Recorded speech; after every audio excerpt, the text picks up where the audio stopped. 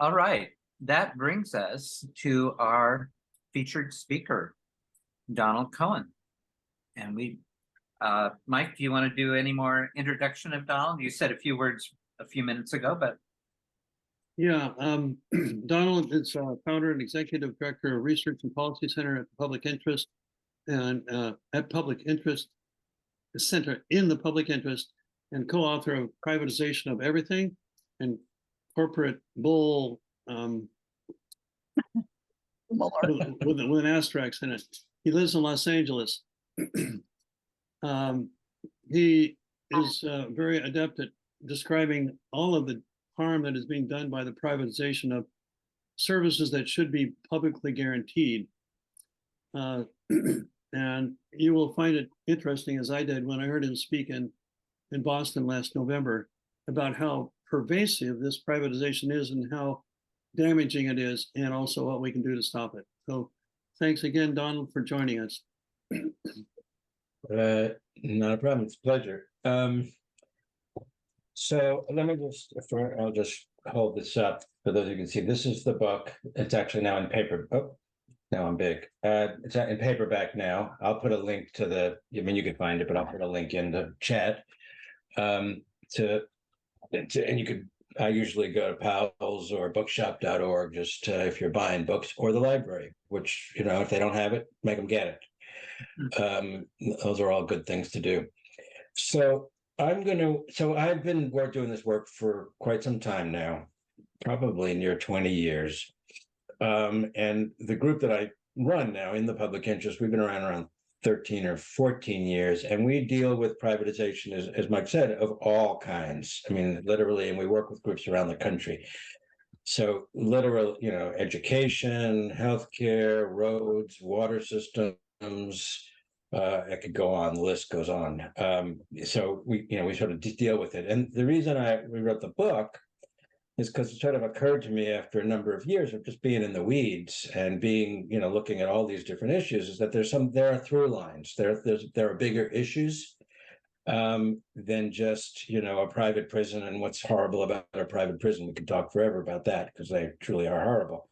But there's something bigger going on. So that's kind of what the book gives a lot of stories, and really they're illustrations of some of those larger ideas. So I'm going to start by just giving a couple of examples that illustrate, and each one of them illustrates one of the larger, what I think are some of the larger ideas. And actually, let me just stop for a second. I have no idea how long I'm supposed to speak for, and so answer that question first, Mike, or who? Yeah, 20 minutes. And Sure. At least that long for Q&A. Yeah, okay, great. Okay, so people should feel free. I'm going to open the chat box on my other screen. So if you have questions while I'm speaking, put it up. I may or may not get to it, but we can make this. I mean, if we were sitting in the room, you would raise your hand while I was speaking and I'd stop and answer you. So let's pretend we're in the room, just kind of like we used to, like the olden days, 4 years ago. So I'll tell a few stories again. So let me start with Chicago. And if anyone heard me previously, and you're going to hear it again. So first is about Chicago in the year 2008, which, if you remember, was really kind of the worst of the Great Recession. So at that time, this was happening in the city of Chicago. So on a Friday, the mayor, who was Mayor Daley at the time, had received a proposal. He announced this proposal from a consortium of businesses: Morgan Stanley from Wall Street, an investment firm from the Middle East, and a national parking company, that they would give the city $1.16 billion upfront in cash in exchange for the city control of the city's 36,000 parking meters for 75 years. Okay, Shelley's heard this story. I can see her nodding her head. So, all right, vote on Tuesday. There are many reasons it's a terrible deal. There's not one person in Chicago that doesn't hate it. Prices went up. They've already made their money back. And just to note, that's 2083 we're talking about. So, 15 years, 8, whatever it is, years in, they've already made their money back. All the rest is gravy, other than management of the system. So, but here's what became true after the fact that is really important. So, in addition to just being taken financially, that if the city wants to eliminate parking spots temporarily for a street fair, more significantly permanently for dedicated bus lanes to deal with the environment, or or get people out of their cars, or bike lanes, or pedestrian malls because we live differently. I mean, just remember 2083. We don't know what kind of transportation, how we're going to be getting around anyway. Most of us won't be getting around at all, just to be clear, at 2083. I know I won't. So because they have to buy those spots back, if they get rid of the spot, so they have to buy them back if they get rid of the spots, that constrains, it puts a straitjacket on the decision maker, the elected decision makers of the city. So if they want to do something about transit, or they want to do something about affordable housing, and they want to change land use to to do transit-oriented development, a whole set of things, like the jobs that basically these are the jobs that cities do. These are the things they do. They might have to pay for it, which means in many cases they might not do it. And there's some examples of that already. So the point of that, and it's a terrible deal. Every mayor in the country knows about it. Everybody hates it. Everybody in Chicago hates it. But what is true is some of those features, the sort of what I call these make whole clauses, that's not a legal term, there are features of that deal that are common in privatized, services and assets like parking meters. So what's important about it, though, is that now that the city council and the mayor, and till 2083, their hands are tied, that says to me that privatization is an assault on democracy, because we confer in a contract rights and authorities, legal rights and authorities that constrain what we can do. That's really important, and that's throughout everything we see in privatization. Every sector we see in privatization, there are things like that. So that's number one. The second I'm talking about is the weather. So for when we look on our phones for or TV or Google or Google the weather, we are all of the data that feeds those systems is public. We pay for it, taxpayers. Comes from the National Weather Service. Excuse me. But then companies can take it and process it and provide extra services and for free, basically, to do that. One of the major companies is AccuWeather. I see it around when I'm looking on different sites. So there was a tornado in Oklahoma in 2015, and one of the clients of AccuWeather was Union Pacific, the cargo rail company. And so here's what it's easier just to read the quote of the CEO of AccuWeather, but I should mention, Trump unfortunately unsuccessfully nominated to run the weather service, but he didn't make it through the nomination process.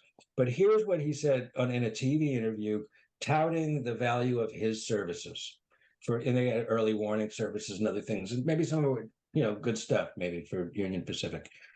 But here's what he said. 2 trains stopped 2 miles apart. They watched the tornado go between them. Which is a good thing, right? But then he goes on. He says, unfortunately, it went into a town that didn't have our service, and a couple of dozen people were killed.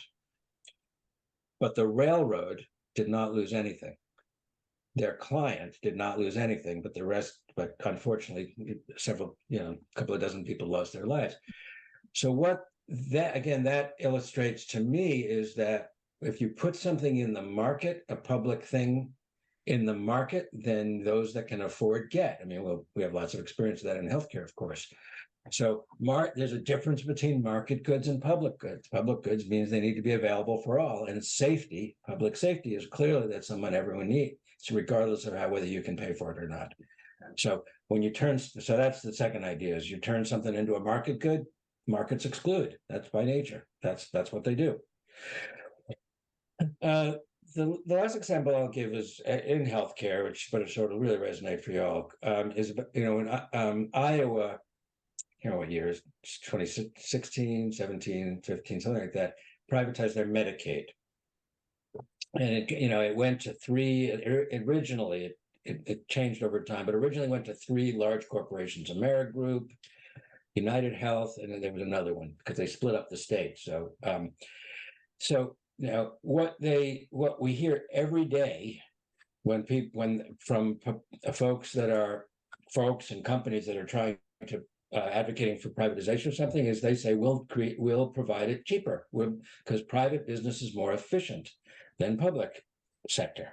That's a fact. We know that. So therefore, let's give it to us. So I want to talk a little about efficiency in a second. But so first, remember, a private company has, I will say, legitimate business expenses, whether we like them or not.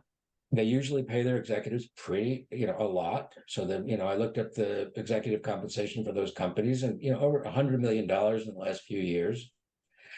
They have profits and dividends to their shareholders. They're publicly traded companies.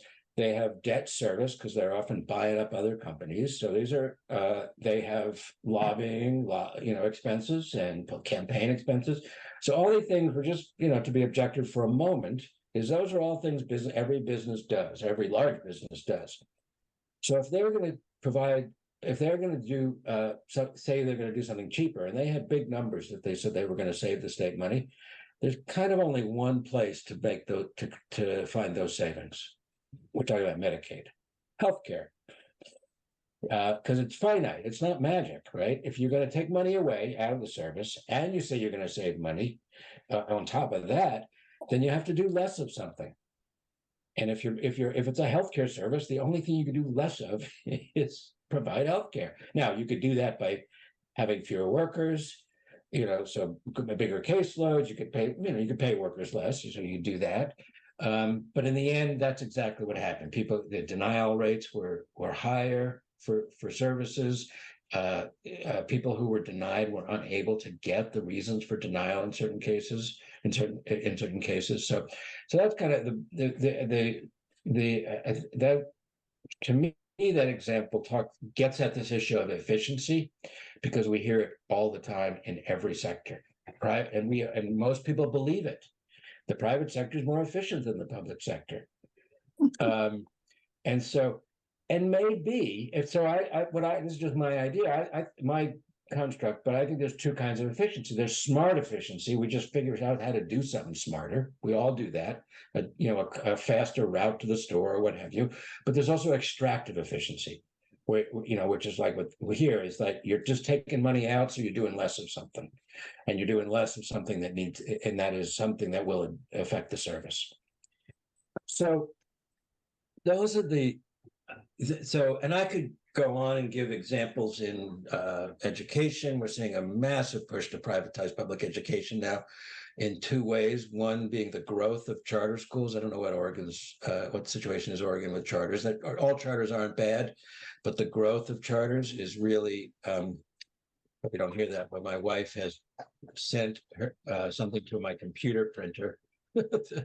So it's very loud right here. She's upstairs. The growth of charters is definitely privatization. Helps is fostering the privatization of public education, and then school vouchers happening all over the country, particularly, of course, in red states. Every red state is passing a voucher initiative for school vouchers. Everyone. Hold on. I'm gonna give it a call, but you can come in and get your thing. So we have a visitor. We see it in water and infrastructure, water, with lots of efforts to privatize things all over the place. And what's important, another sort of big thing to understand is that it's the difference between public and private. And I'll say why I'm doing it. I'll get to why I'm saying this. So businesses do one thing: they sell stuff. That's it.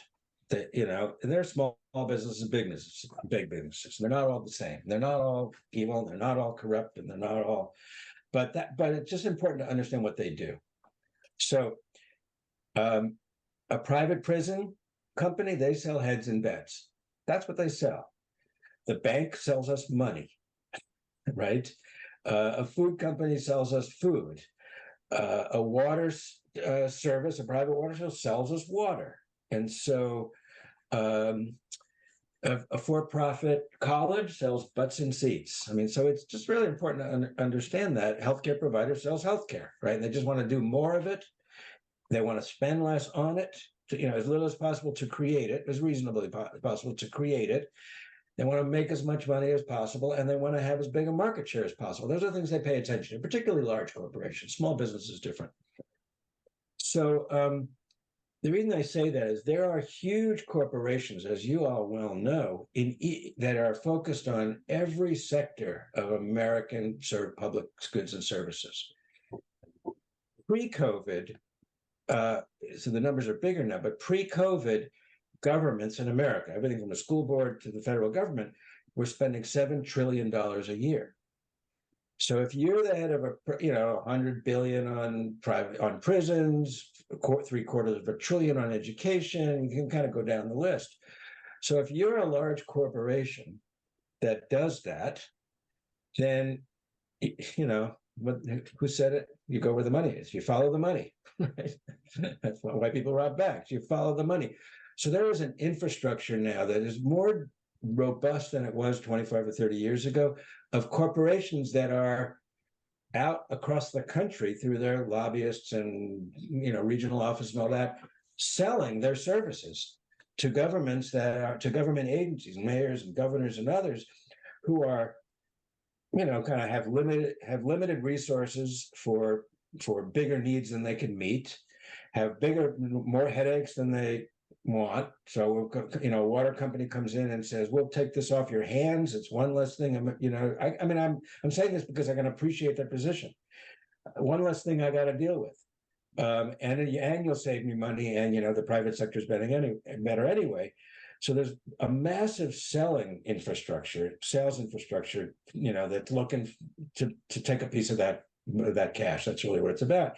And then on top of that, funded by the same corporations, there's an ideological infrastructure that's saying the market is the right way to do things, has been bashing government for 40 years, has been saying, exalting the market for 40 years, and talking about the superiority of the private sector.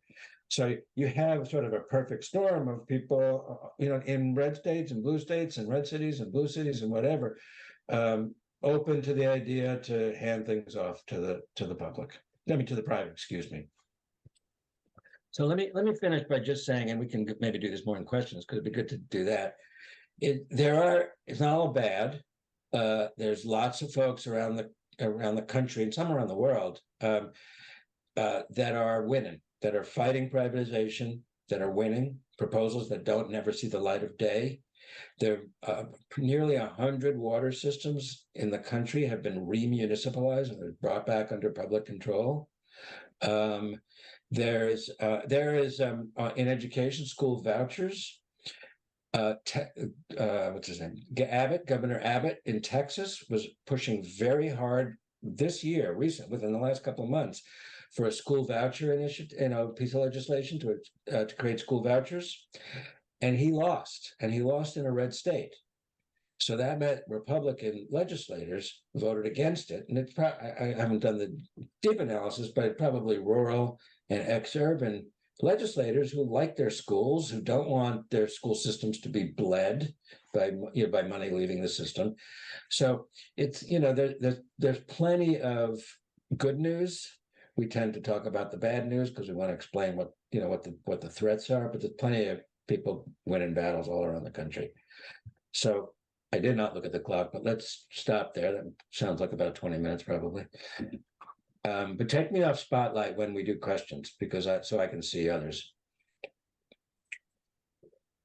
I will do that. Okay. I can see Shelley right now, and she's clearly read the book. Either that or she studies this issue. You're on mute, Shelley. We have, I'll pose a long-winded question. We have 2 or 3 or 4 business people on this call. And here in Oregon, we've recently seen some Oregon Republican legislators voting for universal health care. And we're seeing some, I don't know, not maybe not totally cooperative working together kinds of stuff, but we're seeing a little bit of crossover that we don't tend to talk about. Why would conservatives, and maybe somebody in the call will also want to speak to this, be joining the healthcare fight? What causes this, and how can we facilitate it? You want others, or you want me to take a crack at it? Like, Why don't you take a crack at it, and then we'll see if anybody else wants to speak. so I think all conservatives aren't the same. Right. All businesses aren't bad. All business people aren't bad. So, and just today, I was reading some conservatives. There is a movement, or within the conservative intellectual movement, there is doubt about the form of capitalism we have. The Heritage Foundation, folks like that are saying, wait a second, our form of capitalism is actually creating some problems and not solving our big ones: climate, inequality, lack of access to healthcare. So there's some odd. I read a couple of documents just by conservative, by not like MAGA conservatives, but not crazies, but smart folks. And I think there is this growing recognition of what, I mean, first off, everyone agrees everyone should have health care. Sort of. I mean, now there's a bunch of people who think that if we can't pay for it, they'll never say it this way, but if you can't pay for it, too bad, you're out of luck. They don't say those words, but that's really what they're saying. You're out of luck, you should have to pay for it. But there is sort of this growing awareness that what we're doing is not working. That, the neoliberalism is what a lot of people are talking about. Neoliberalism and market fundamentalism just isn't solving our problems, and we need a different way, because so, and you get people who are, that's one thing. Then the other thing I'll say is people who just look at numbers and not ideologically. And then, I mean, you guys know that, you all know this better than I do. There's only so much money to go around, and we're spending so much money on healthcare in this country right now. It's insane to get so little in terms of the number of uninsured and all of that. So if you're non-ideological and you just want to believe that you have a responsibility to govern and to do, and to try to figure out how to make this work, then it might just, we all wonder, why didn't people just come to it? But some people will.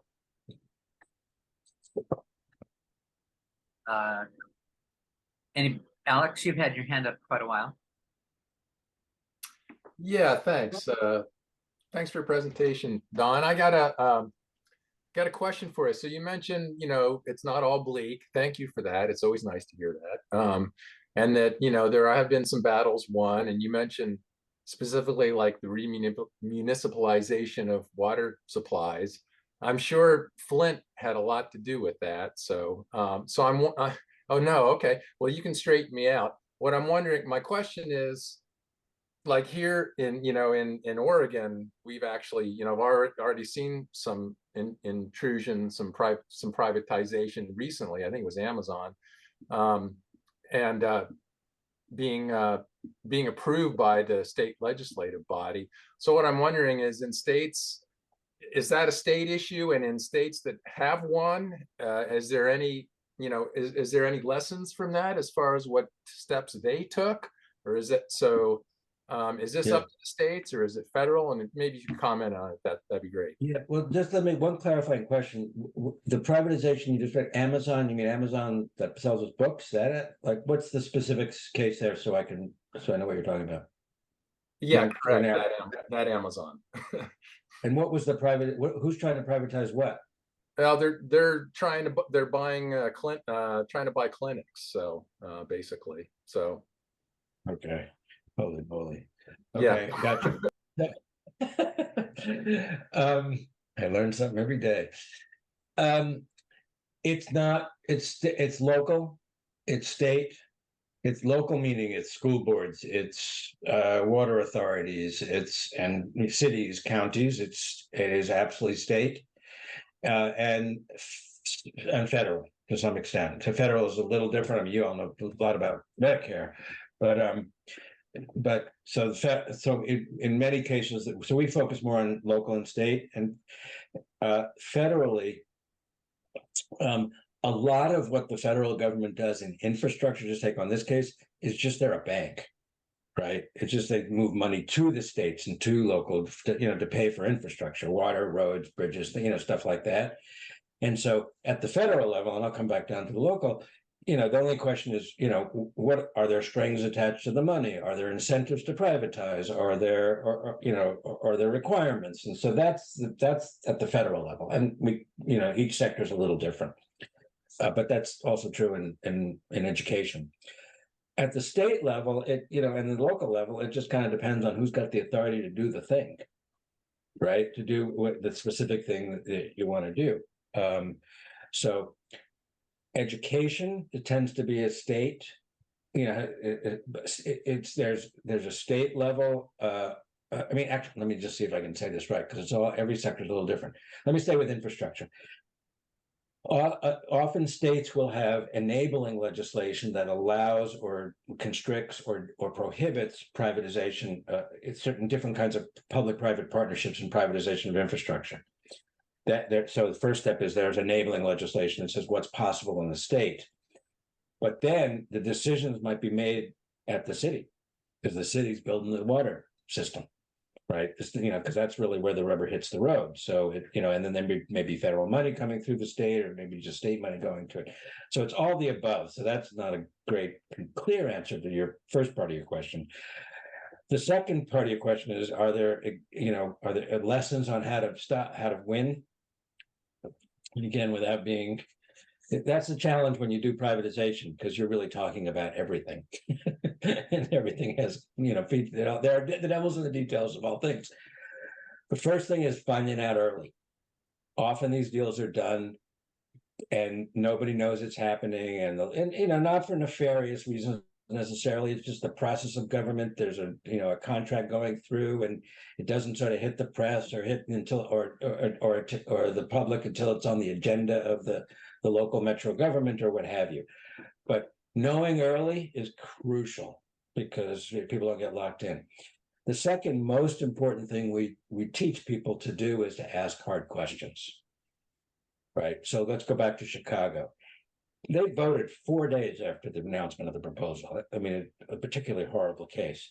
But had there been an opportunity to ask hard questions like, will this contract, 75-year contract, in any way limit our abilities to make decisions about transportation? Somebody would have had to go figure that out and answer that question. And people would have said, whoa, what will happen to the rates, parking meter rates? Will we have, who gets to decide, and what will they be? Are there any limits on that? Transparency questions are very important. Will we be able to know? Because in all contracts, that's the one thing about contracting and all these things. When you go from public to private, it goes from light to dark. There's all sorts of stuff that becomes, well, that's a trade secret. We can't tell you that. So that's another part. You're sort of asking these hard questions, and then it's just organizing communities, labor, people, the recipients of services. It's politics. I don't know. I mean, that's pretty broad, but we'll start with that. Thank you. Okay, Susan? Yeah. Susan. Hi, sorry I'm late. I couldn't get on. I don't know, sorry I'm late, but I'm Susan. I'm a self-advocate. I'm also a college student as well. The question is based on people with disabilities with healthcare like this. How can you support it, and how can we move on? How can we? What was the first part? What was the first part of the question? How can you support with people with disabilities with health care for all? So how can we support what people with disabilities need? It's a really important question. Let me answer a little indirectly for a second. Try to raise it up.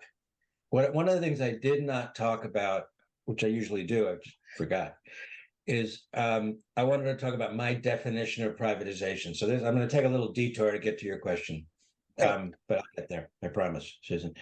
And so I have a very particular definition of privatization, and that is private control over public goods, right? It's not just outsourcing, it's not just private control over public goods, because that can happen in a variety of ways. So, but I'll set that aside for a moment. So then the second question is, what do I think is a public good? Now, if there are any economists on, there is an economics textbook definition, which I reject, but so I won't get into that now. I believe I have a democratic conception of public goods, and it's three things.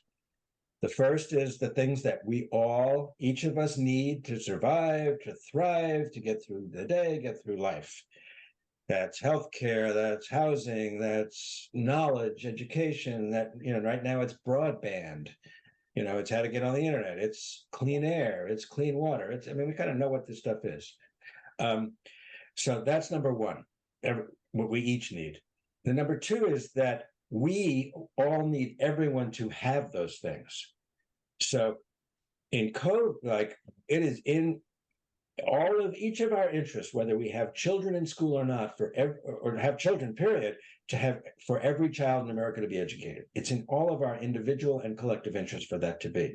For everyone.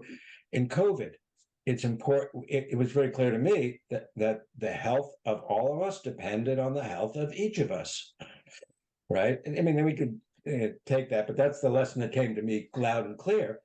So that's number two. We need everyone to have those things. And three, the only way, if we think that everyone should have them equally without regard to their ability to pay for stuff and all that, then if we agree that all means all, public means all, then we can only accomplish that if we do them together, right? Through government, through public institutions and things like that. Yeah. So to your question, so people with disabilities is included in that all. It's not a different group, right?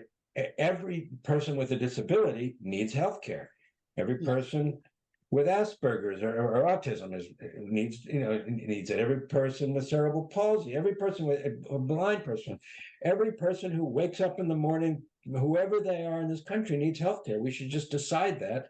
That's why I say it's my democratic conception of public goods. We can decide that. We can decide it is a political project, right? Because we have to do, right? But we can't, when it's completely in our democratic power to make that decision. And then it's only a question of how we get there. And that's organizing in politics and organizing people to win elections and make it happen. So I don't know if that exactly answers your question, Susan, but it's, feel free to follow up. That's pretty much what I needed. I have Down syndrome myself, but one of my husband, for one, he's also a self-advocate. He passed away with early dementia a year ago last January, and he was in memory care. I'm sorry. Yeah. Okay, Mark. Thank you. Other questions for Don? Anybody want to wave a hand or just speak up? Karen.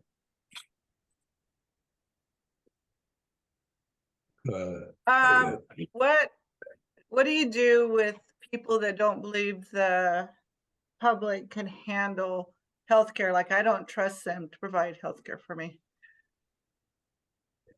What do you do with them? How do you convince them that the public can provide healthcare for them? Yeah, no, that's a good question. I'm gonna, as now is my pattern, I'm going to answer it in a bigger way. There's been, people don't like government. It's a real thing. It is absolutely real because it's complicated institution. It's underfunded. We all have examples. Now, the DMV, although I have to say I went to the DMV to get my license renewed. I'm in California and it was efficient. The people were nice. It was great. I got in and out fast. But there is this, good enough for government work. there's plenty of things that government, meaning the people who work there, don't do well because it's hard to do. And now there's also people who want to dismantle government, right? And so they make it harder to do. If you don't have the money to provide the resource, if you don't have the resources, then you can't do a good job. So all that's true. And so it is our biggest task, I think, but that's number one. Number two is universal health care, clean air, high quality education, everything I think is important. Everything personally I think is important relies on government, and it relies on people having trust in government to do it.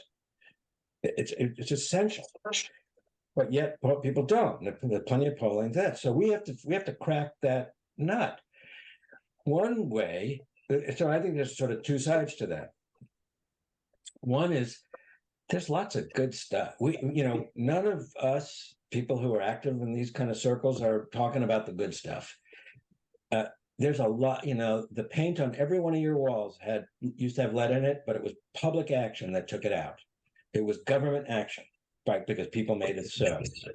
You turn on the tap, the water comes out. There's plenty of things. In the last chapter of the book, I call it, we need to surface the state. We need to be telling about the good stuff too. Because if we're not doing that, then, what do we expect to happen? People are not going to trust government. So that's number one. Number two is we have to constantly realize that it's a work in progress and that we've got to get control of it and reform it all the time.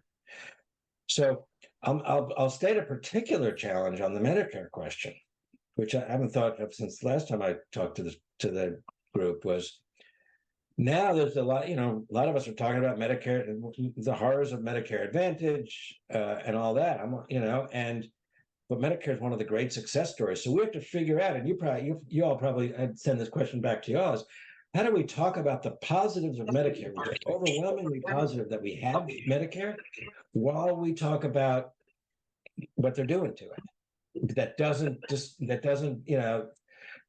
delegitimize the idea, it doesn't undermine the idea of Medicare. So we have to, this isn't a direct answer, but I think it's the most important thing. If you can't show success, then over and over again to work against the negative attitudes that are deeply embedded, then we're not going to be able to accomplish what you asked, Karen.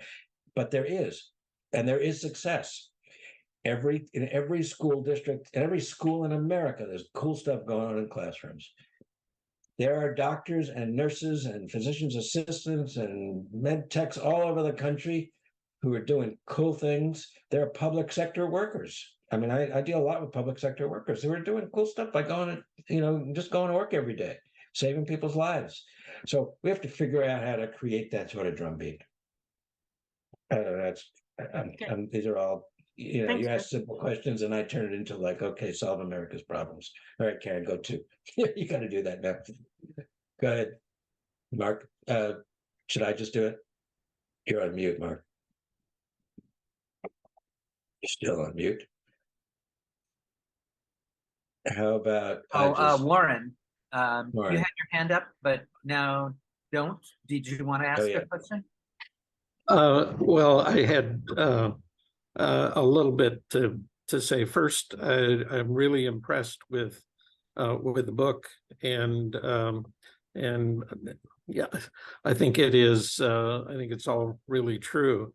One of the things that I didn't hear you address is how this privatization, particularly in local school districts and things, is contributing to the wage split between the college graduates and non-college graduates. For instance, as wages, as compensation and benefit packages for college graduates in school districts goes up, the school district reacts by taking building maintenance and contracting it out for a fraction of the cost that they would have had to pay for it. Which actually exacerbates the problem overall. Anyway, if you just want to say a word or two about that, thanks. That was kind of a bundle of stuff. So on the outsourcing of services within school districts, it's happening all over buses, cafeteria, custodial, temp agencies for subs, even, and aides, and educational aides and things like that. So, and we're about to come out with a paper on this sometime. I'm told pretty soon. And again, if you're going to outsource custodial, I mean, and actually, no, let me say before that, all of the people who do that work are part of who educates the children, the students. The custodian, the bus driver, the person in the cafeteria, they're not just workers, they're workers who are who are mentoring children and working with kids. So they are educators, and there are gazillion stories about that. But you're absolutely right. They said they can save money. They outsource it to ABM, custodial to ABM, some global company that, again, they're going to save money somehow. The only way to save money in custodial is to clean less, or get the kids to clean, which, maybe somebody wants to do that. And it happens all over the country. Now, those are some of there are many battles at that level. It's all very granular where they're winning, because the bus drivers organize and the community organize. So we know our bus driver, we know our custodial people, they live in our community. And so it happens all the time. In terms of the wage gap, it's really kind of a big, I mean, if you're talking about higher ed, I mean, I think the only thing I'll say there, and we'll go to the other questions, and maybe you can follow up if I'm not getting it right, is higher education, we are increasingly treating as a commodity, as a market good, right? It's massively expensive. Probably, I'll know, I've got, my kids are done through college, but massively expensive. So the wage differential you get, which is decreasing from a higher education, is harder and harder to reach. So, but it's, higher education is at this point is a real, there's a section in the book on it, but it's also, the privatization of that, both in two ways: increasing tuitions, making it a commodity, and then for-profit colleges. It's a huge problem. So again, you asked a very broad, big question, so I'll just do my best. Y'all can follow up with me. We're going to go to Fritz and then Jack. Donald, thank you for being here. I appreciate it. Can you give us an example where a municipality took back, in essence, eliminated a private company that was providing some sort of services and was successful in doing it? And then also, how did they do it? Was it grassroots? Was it through legislation? Yeah, and I'm just racking my brain right now, examples. So water is the one that comes to mind, and there's lots of stories. There's one in the book. I think there may be a couple in the book. I mean, in the book, we mention a few, and then we go into one particular story in Missoula, Montana. So there's two reasons, just again, starting at a bigger level, that these happen in water. One is they think they realize they could do it cheaper. Atlanta privatized their water system. They realized they could do it cheaper. It wasn't working out. There was problems with it, all the same stuff we expect. They brought it back in-house and saved money. And they said they could save money doing it. I don't remember the details enough to be able to say why. So that's reason number one you see periodically. The other reason you see is people whoever it is, the local folks, realize they just want control of their water. They realize it's important for health, for all sorts of reasons, that this should be publicly controlled and not subject to the whims of companies and their and shareholders. Missoula, there's always involvement at the ground. People always things only happen when people make them happen. So I think that's really important to understand. We say these things happen, but they happen because people in motion. Now, it could be people inside government. They say they take it on, and that's okay, or it's outside government working with inside government. But there's no exception to that rule. Anything good that's happened, it's happened because of that. Missoula is a longer story, a little bit complicated. They sold their water, then it got resold, and the mayor got taken by the company. It's a really engaging story. You'll have to buy the book, read the book, get it out of the library. The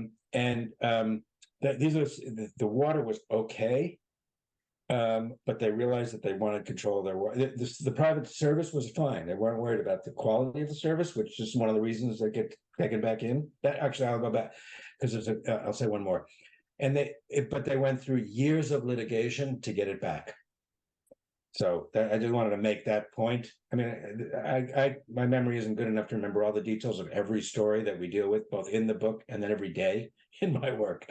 But it's litigation, and that happens. And so often it is litigation that brings it back in. In Pittsburgh, they outsourced their water to Veolia, and it was a disaster. So that's the other reason. It wasn't clean. It wasn't, the service quality declined, and they said this isn't working. There were problems, health problems, and they took it back. So that's the other reason. Thank you. To your question about Flint, Flint was not a problem of privatization. It was a problem of austerity. What happened in Flint is that this is actually, if I can, it's an important story. Happened in Flint is this: they have the emergency manager law because Flint is a poor city. Their system was in disrepair, as in many municipal systems are. It was, they hadn't been taken care of, and they have the money to do it. So the governors, basically the governor's office, took control of the city and made a decision to cut costs by changing which river they got it from. I can't remember. And that whatever the river they ultimately got it from leached the lead out. You needed to be a scientist to understand. So here's what's important about that. And then Flint could never solve its own water problems. It's too poor a city. If water is a commodity, and the way that we pay for water is through our water rates, and you need to upgrade the system and fix it and literally get the lead out, there's no way they could do it. They didn't have the money. So that's what I mean by but when water is just a commodity, then you get what you pay for, and if you don't have the money, you don't get it. You get lead in your water. That's why you needed to have it to be a public good, meaning the entire state needs to ensure that everyone in the state needs good water. The last thing I'll say about that, I think it was in the last couple of years, there was a lawsuit by plaintiffs from Flint against the state. They got a $600 million settlement. Okay. Now, I don't remember exactly who got the money, but think about that. Had they spent that money before the fact to fix the system, had the state spent that money whenever, to prevent the problem, we would have affected people's lives. It would have affected the town. It would have it would have been just the right thing to do in all sorts of ways, and probably positive outcomes. And then, since they had to borrow a lot of that money in bonds, we had to pay the interest on it too. So Wall Street still wins, or maybe our 401k still wins. Jack, you have your hand up. Yeah, Jack, and this may be the last question. We're going to call time here soon, but Jack, go ahead. Okay, you mentioned at the beginning, private companies are more efficient. And I'm thinking they're more efficient at making profits for themselves. They're not necessarily more efficient at delivering the goods for the public good. And healthcare is a good example. Profits take priority over people's health. Is this kind of a debate of whether we want socialism or capitalism? And if it's socialism that's what we need, that is kind of a dirty word for so many people, so many unnecessarily, undeservedly, but so many voters in this country think socialism is paramount to communism. Yeah, right. Yeah. Comment. Well, so first on the efficiency, I didn't say I believe that. I say that's what is in the air, right? Efficient in terms of everybody believes business more efficient, but you're exactly right. That's why I think it's what I found helpful is to say, let's talk about efficiency, what it means. It's less money in for more out. That's less effort, less more money, and we'll get more equal or better results. That's just the definition of efficiency. Okay, tell us what you're going to spend less on, because we know you're taking a bunch out. So that has been helpful, and they just do that. They take their money out. That's what they do. So, but it may not be in our interest. They have different interests. In terms of socialism, I was reading about this today. I mean, a lot of young people like socialism. I'm not sure. We're not talking about ownership of the means of production. when most people talk about socialism. Bernie Sanders is not talking about that. He's talking about social democracy. He's talking about European style socialism. But let's take the word, let's just talk honestly about the word. Where you socialize, in other words, you collectively pay for and universally offer, right, the things that we all need. So, if you want to call them socialism, call it socialism. I kind of do. But so I don't think we win on the word. I think we win because that, it's just, we don't win on the word at this point. Now, young people, maybe they're the future. Most of us are old. They're the future. So they certainly didn't live during the Cold War, and they're not as sort of, they haven't been, they didn't go through what we went through in terms of communism and the Cold War and all of that. But I think that's why we talk about public goods. That's why I don't talk about socialism. I talk about everyone needs this stuff. And you see, if you could say that to there are conservatives, you could say that, and they'll say, yeah, you're right. They all need this stuff. Now, they'll have different answers on how to get there. And they'll have different answers on what the balance of responsibility, right? You should be able to pay. I mean, listen, when they want, when the Republicans in Congress want to put work requirements on Medicaid, I mean, I can't think of anything more disgusting, right? I cannot think of anything grosser. Okay, now that's the political folks. But I think if you go to ordinary folks and you get to a different kind of conversation, say, yeah, everybody needs it, and yeah, they should have it, and let's have a more honest conversation about that. None of this is easy. They played the long game. We got to play the long game. I'm going to give it back to Mark now. Yes. Thank you, Don. That was a very interesting presentation. Really appreciate it. And I put my website, and you can sign up for emails. We don't do a lot, once a week or something like that. It's, we usually write blogs. But other than that, thanks for having me. And you tell me when I should go. Really, really appreciate your words. Yeah. Okay. Thank you for having me. So should I go now? Can I go and eat dinner? You may go if you wish.